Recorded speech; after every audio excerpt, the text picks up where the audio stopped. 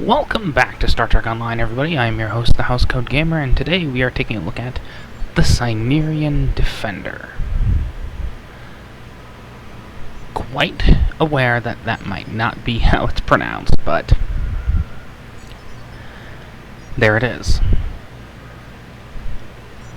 The Cnidarian Defender, otherwise known as the Farpoint Starjelly, first appeared in Encounter at Farpoint, the premiere episode for TNG. As the great test for humanity to see if we'd evolved beyond our barbarism. You know, considering events nowadays, that's quite an accomplishment that we got so far in 300 years.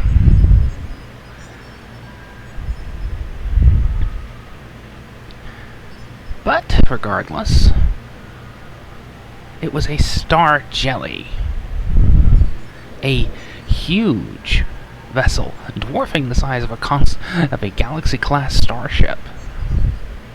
In fact, I'm gonna have to beam into space to actually show this thing off.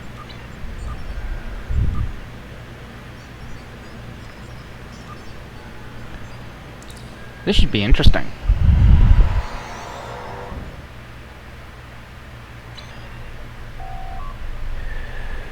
Oh boy, this thing is big. And is armed with Polaron beams. That's an interesting choice.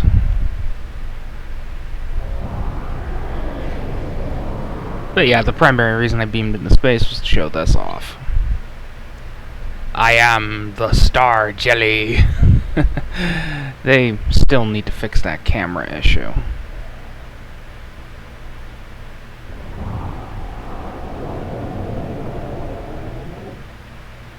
Because I'd like to see a little bit more. As you might have guessed, I just got the damn ship.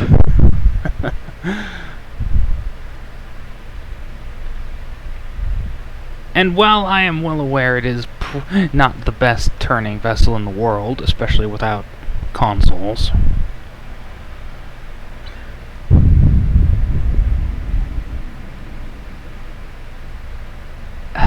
you know, there really needs to be classic UFO music playing during this. Because this is as close to an actual flying saucer in STO or Trek as we're gonna get.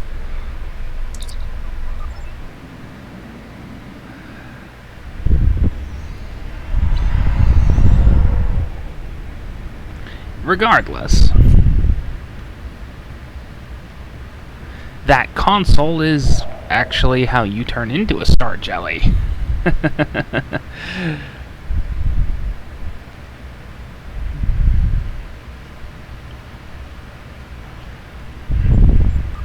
Console layout is very, well, strange.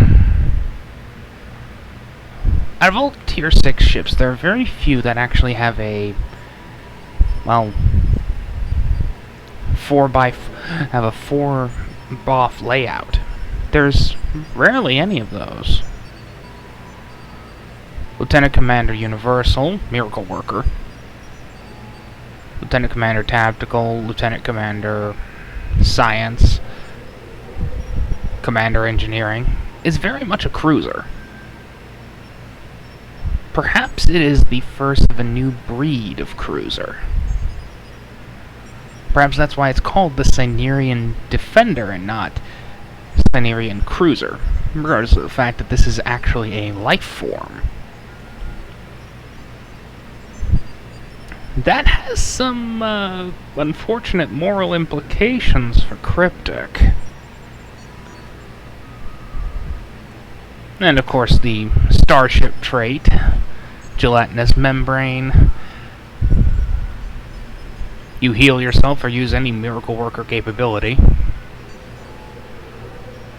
So much kinetic damage resistance. Well, that you're basically untorpedoable. And you can reflect a quarter of that back at an enemy. So say you have someone who specializes in torpedo weaponry. You can send 25% of the damage sent back at you towards them.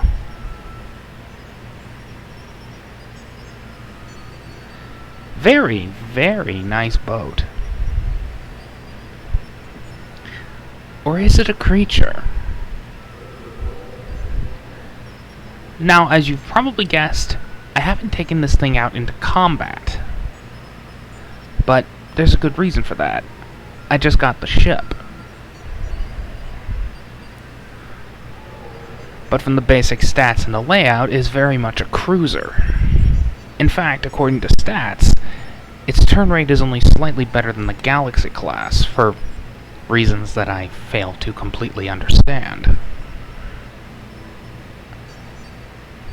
Then again, being a saucer might actually help with the turn rate.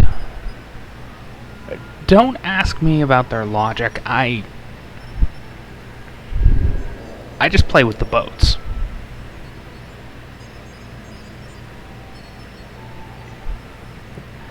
Is it worth getting? Well, if you're an STO player and you've known about the summer event in any way, shape, or form, then you've probably already been working to get this thing.